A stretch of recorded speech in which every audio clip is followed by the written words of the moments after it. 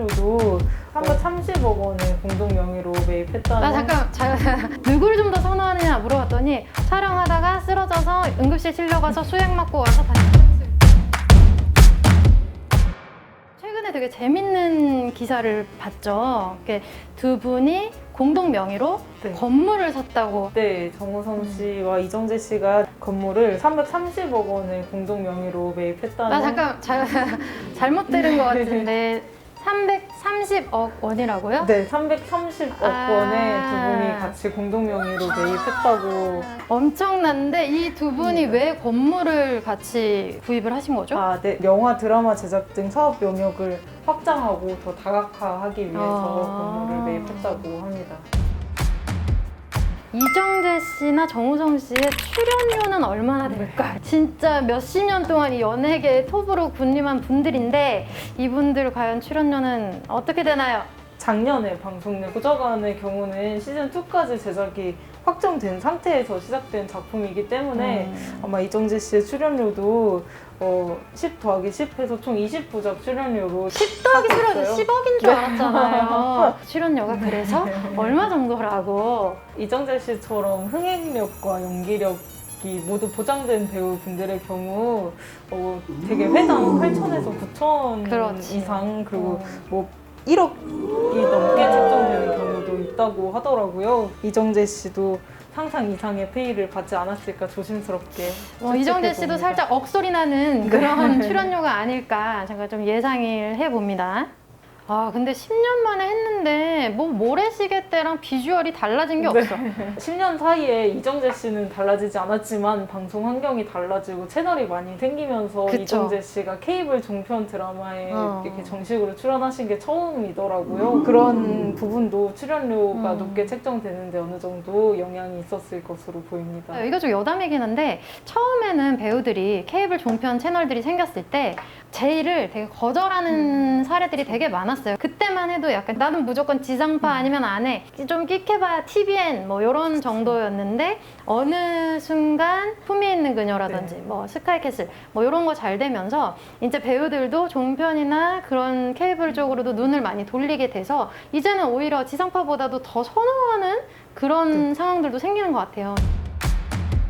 이정재 씨나 정우성 씨가 사실 또 인상적인 것 중에 하나가 광고계에서도 아주 시들지 않는 꽃이에요. 지금도 이제 TV 보다 보면은 광고에서 너무 많이 나오잖아. 뭐 이정재 씨 같은 경우는 뭐 안마 의자 광고 같은 거 있고 뭐 정우성 씨도 뭐 되게 많잖아요. 하여튼 제가 이제 광고 쪽으로 좀 취재를 해봤어요. 광고주들이 지금도 선호를 하느냐라고 물었더니 예스. 이정재, 정우성은 아직까지 건재하다.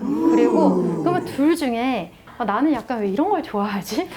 누구를 좀 더 선호하느냐 물어봤더니 두 사람이 다 비슷하대. 그러니까 그 선호도나 이런 게 왜냐면 두 사람이 이렇게 좀 색깔이 많이 다르다 보니까 항상 신기하게도 이렇게 딱딱딱딱 갈린다는 거예요. 이 두 분은 광고 시장에서 어쨌든 선호도는 비슷하다고 얘기를 하더라고요. 근데 또 우리가 궁금한 게 있잖아요. 두 분이 얼마를 받으시는지가.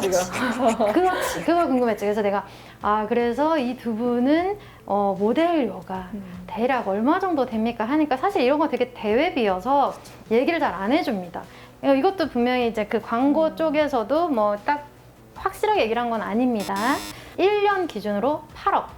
이제 요즘에는 단발성으로 좀 많이 한다고 그래요. 그래서 거기에 맞춰서 책정이 되겠죠? 정우성, 이정재는 1년에 8억이야. 이렇게 정해진 건 아니고요. 당연히 어떤 브랜드마다 특성상 조금씩의 그런 변동들은 있는데 대략적인 모델료는 그 정도라고 저는 취재를 했습니다.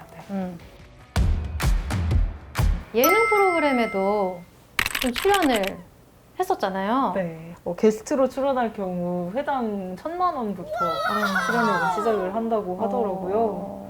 잘 나가는 MC들도 보통 1,000만 원 넘게 받습니다, 회당.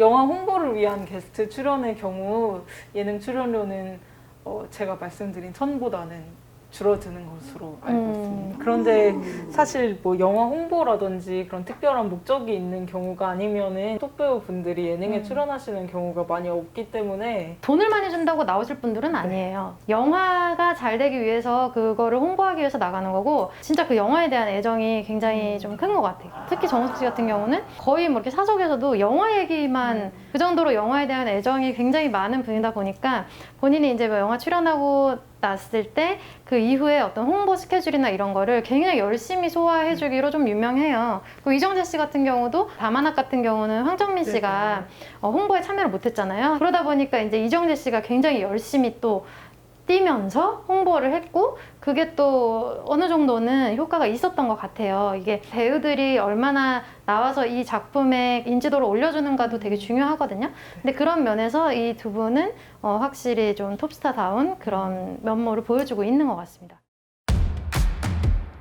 그래서 이정재 씨랑 정우성 씨가 이제 드라마에서도 사실 좀 활동을 많이 하기를 기다리는 시청자들이 많잖아요. 이정재 씨의 경우 차기작이 넷플릭스 오리지널 시리즈 오징어 게임으로 이미 확정이 된 상황인 만큼 드라마 출연 가능성도 이전보다는 조금 열려있는 걸로 알고 있습니다. 그 이유는 한국 드라마도 넷플릭스 등의 플랫폼을 통해서 전 세계 시청자분들과 충분히 만나고 있는 환경이기 때문에 정우성 씨, 이정재 씨를 비롯한 톱 배우분들도 드라마 출연 자체에 대한 어떤 부담감을 이전보다는 덜 느끼고 계신 것 같아요. 그리고 지금 이제 시국이 다 영화계도 어렵고 막 하다 보니까 드라마나 이런 쪽으로 눈을 돌리는 배우들이 되게 많이 있고 막 영화만 고집하던 분들도 이 제작이나 개봉이 다 막 미뤄지고 현실적으로 좀 어려운 상황에 닥치다 보니까 넷플릭스 쪽을 굉장히 또 가려고 하는 분들이 많더라고요. 이제는 사실 드라마 촬영 현장도 이전처럼 엄청 타이트하게 진행된다기보다는 적정 근로 시간에 맞춰서 예전 같은 경우는 이제 배우들이 밤샘 촬영 그런 거 많이 하고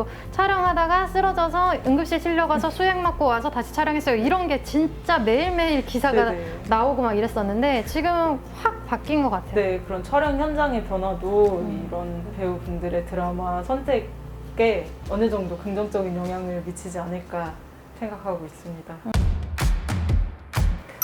이정재 씨, 정우성 씨가 이번에는 감독으로 또 나란히 데뷔를 하신다고 들었어요. 맞아요. 정우성 씨가 이제 연출하는 첫 장편 연출작이 보호자라는 영화고요.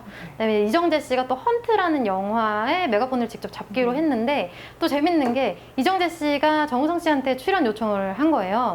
근데 이제 정우성 씨가 굉장히 튕기고 있다는 제가 봤을 때는 이제 약간 농담인 것 같고 정우성 씨도 아마 출연을 하지 않을까 이렇게 생각이 되는데 사실 조금 기대가 됩니다. 관객으로서도 앞으로 이제 이정재 씨나 정우성 씨가 얼마나 또 계속 활발하게 활동을 보여주실지는 모르겠는데 싱글이잖아요. 장가도 한번 가시는 게 좋지 않나. 그 저희가 예전에 그 덕질하는 기자의 그 따르릉 코너가 있어요. 정우성에게 없는 한 가지 뭐 이런 게 있습니다. 그런 에피소드가 있는데 궁금하신 분들은 여기 상단에 카드 눌러주시면 확인하실 수 있습니다.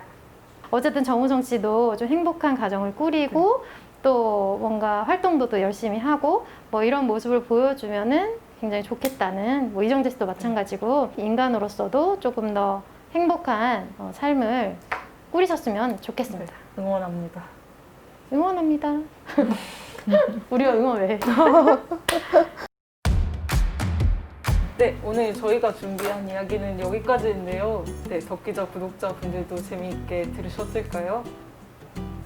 뭐 하셨나요? 재미있게 들으셨나요? 재밌게 얘기를 해서 재밌게 듣지. 재밌게 얘기를 해달라고. 저희가 굉장히 이게 또 알차게 뭔가 내용을 준비를 항상 해보려고 노력을 하고 있는데요. 여러분이 또 궁금하신 거 있으시면은 언제든지 물어봐 주시면 저희가 또 열심히 취재를 해오도록 하겠습니다. 덕기자 구독과 좋아요 눌러주세요. 눌러주세요.